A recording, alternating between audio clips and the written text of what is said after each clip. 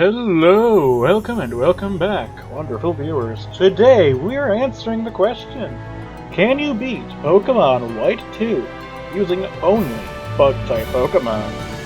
Now the rules of the run are incredibly simple. I am only allowed to use Bug-type Pokemon in battle.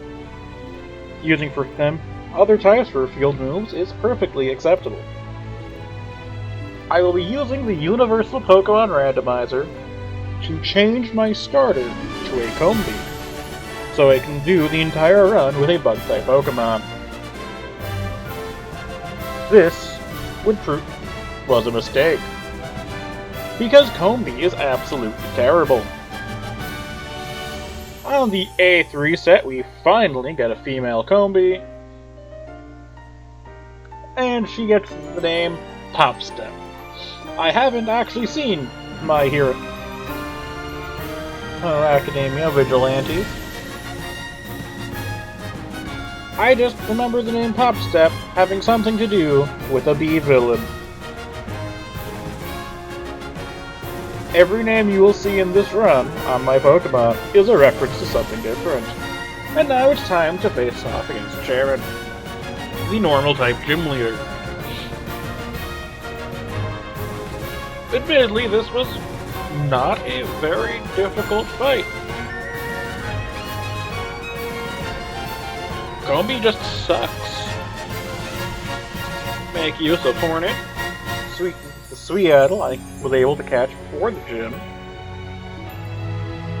and the only other bug type available this early, with a base 60 power stab bug bite. Not even close. And immediately on to Roxy. And this is Shieldred's time to shine. One defense curl into rollout. Because there is no reason not to. Until rollout missed. So, time to build it back up, because she just keeps spamming Venoshock.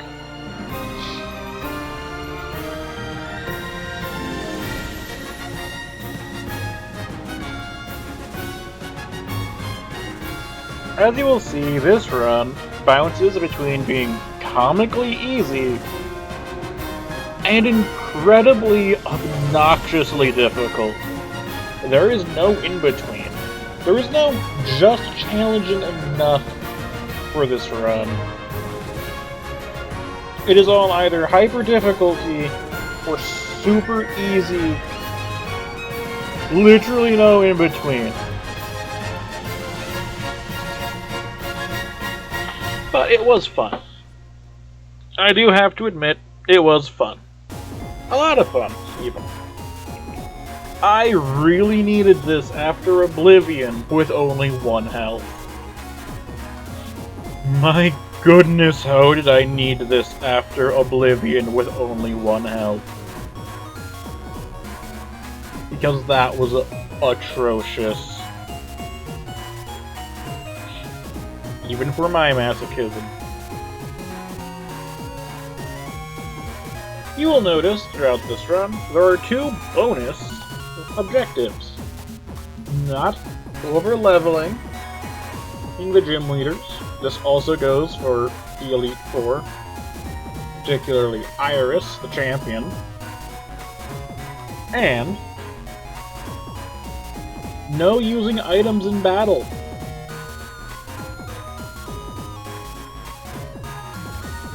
Because using items in battle is lame. And yeah, obviously you could do any challenge if you can just spam items all the time.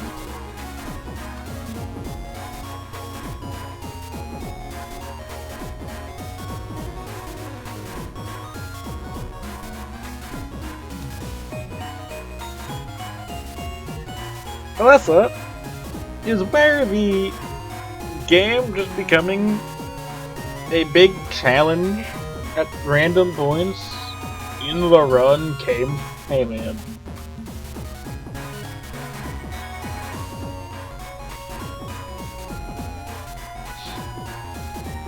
Like, she is just randomly really difficult. And this is an easier version of her.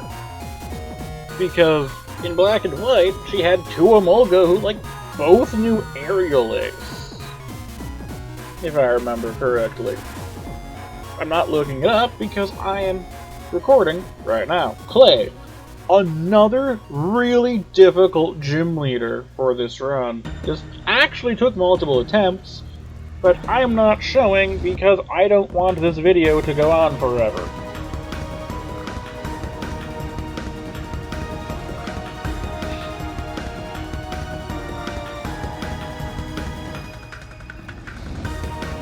You will notice the video is sped up because even with the abridged version of this that is just exclusively covering major battles, cutting out all the rival fights, all the colorist fights, because honestly, those are both really easy throughout the run.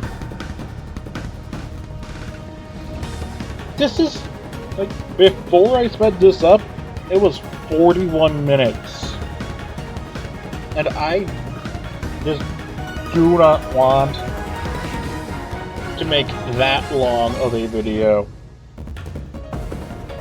after the absolute marathon that was the Johto lock, which I had to break up into 3 parts and totaled to nearly 2 hours, if not closer to 3.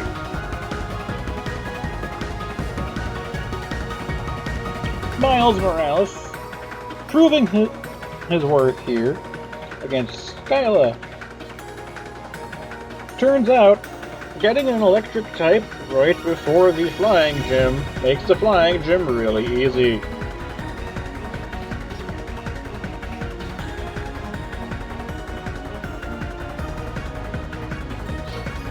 And it's time for Drayden, one of the gym leaders I most feared going into this run.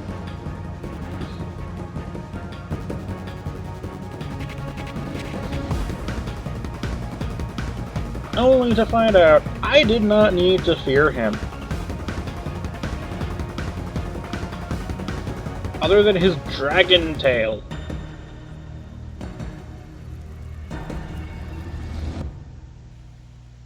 So take out the dreaded gun.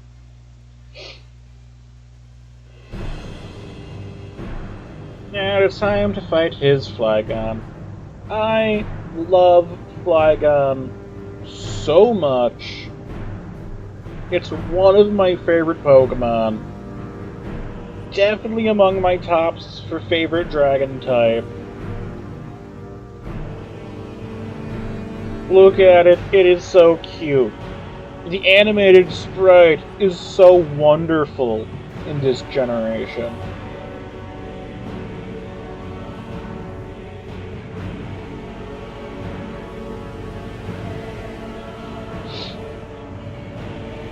Like, I already went into this run with a love for Escavalier being one of my favorite bug types. Because I like cool night themes and stuff. But this run really cemented Escavalier as one of my favorite bugs. Same with Crustle, but you'll get to see that a bit later. Now you get to see Miles Morales and Hornet Silksong sweep the water gym together.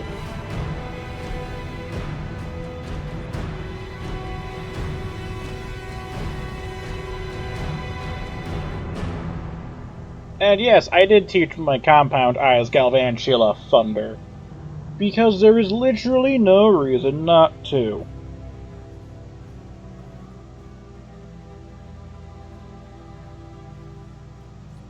I was even underleveled for this fight. Not that it really mattered. Look at how easy that was. And it's time for the back-to-back White Kyurem versus Getsis fight. Like I said, I'm skipping all the colorist stuff.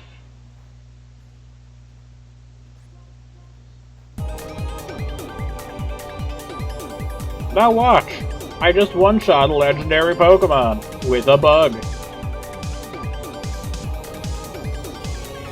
Wasn't that anticlimactic? Time to fight the final boss. Of the story, not of the game.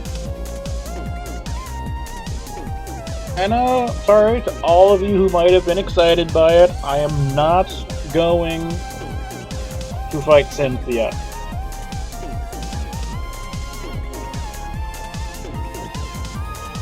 Like, that could have been really fun, but I just don't want to do it.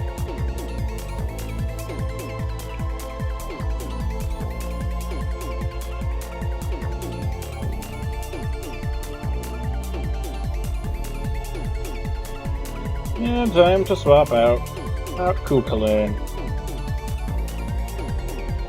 That was probably a very unnecessary critical hit.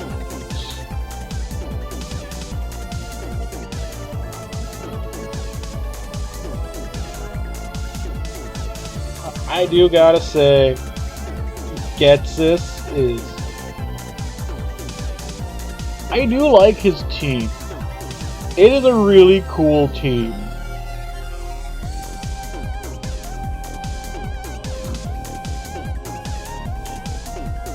And then he just rips out a Life Orb Hydreigon and kills himself on your Pokemon.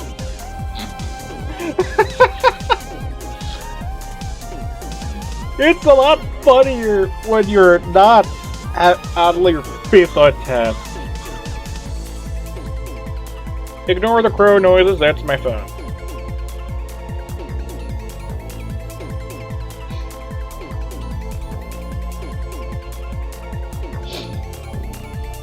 And yes, I got the free Volcarona you can get once you have access to the Driftvale City section of Relic Path.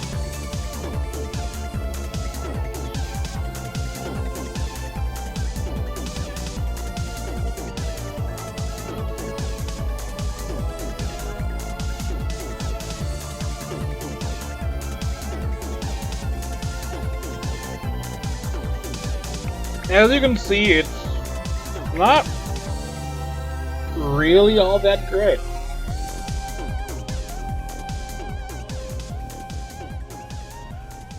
I'm unusually quiet for one of these videos, but I just don't really have a whole lot to say.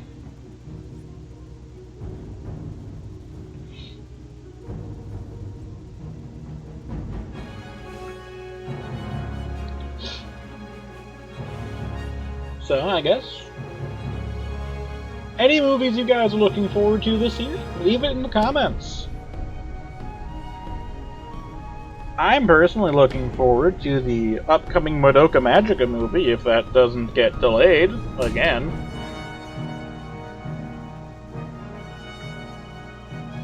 Because I really loved the movie Rebellion.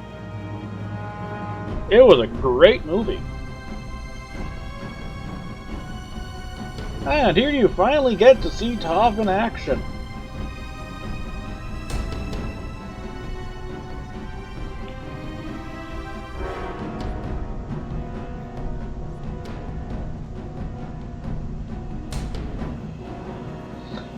Shell smash into Rock Wrecker, my beloved.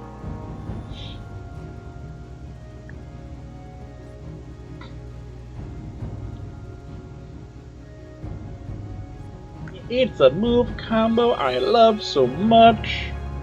Crustle is such a good Pokemon. And it's time for Grimsley.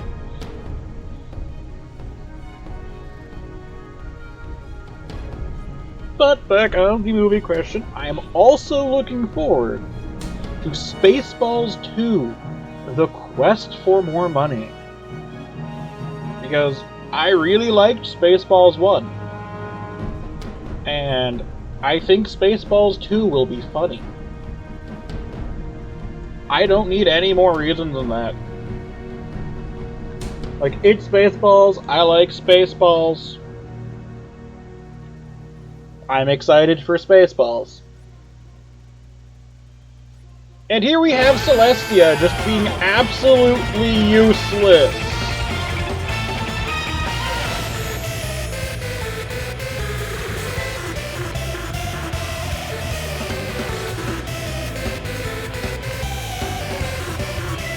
Missing most of the fire blast. Honestly, Celestia being useless is kind of on brand for that reference.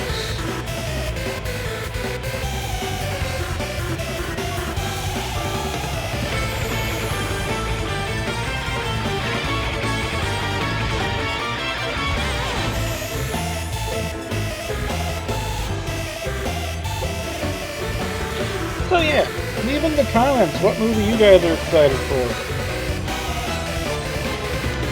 I'm curious.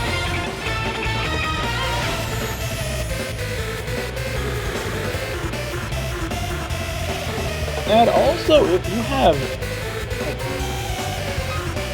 any music recommendations to possibly make for future backing tracks on these videos, because these videos are a lot of fun to make in the recording process, but I can only think of so many things to use for background tracks, and it can't be really heavy on vocals, obviously. Like, you need to be able to hear me clearly there.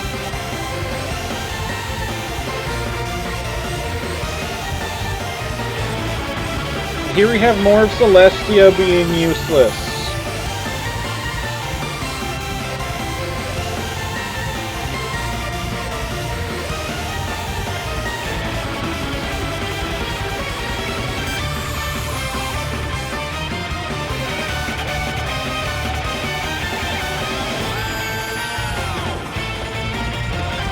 So I haven't actually decided on what music I'm going to have backing this yet, as I'm recording. I'm doing that stage of editing last this time. And it's on to the Iris fight. I really love this opening animation.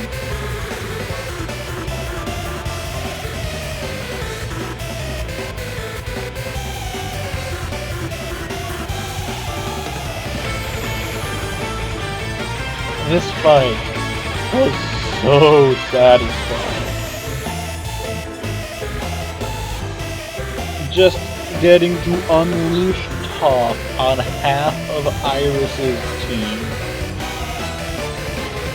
I probably didn't even need to use Rock Wrecker here, but I had already previously attempted Iris before, and that Drudagon basically swept through my entire team.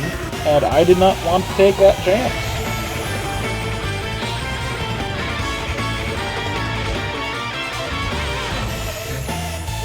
Gotta love Bright Powder tanking Rock Slide Missler when it counts.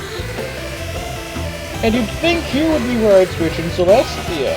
You know, hit Aggron with Fire Blast. I did not restore my PP.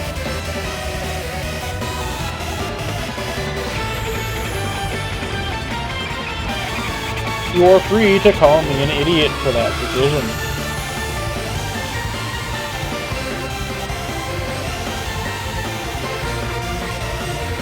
Because I'm aware that it was stupid.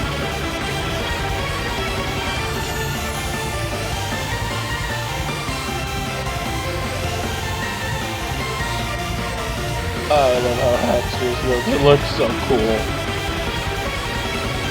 Like, I love Gen 5. Okay, I love the 5th generation of Pokemon. So many of the Pokemon look so cool.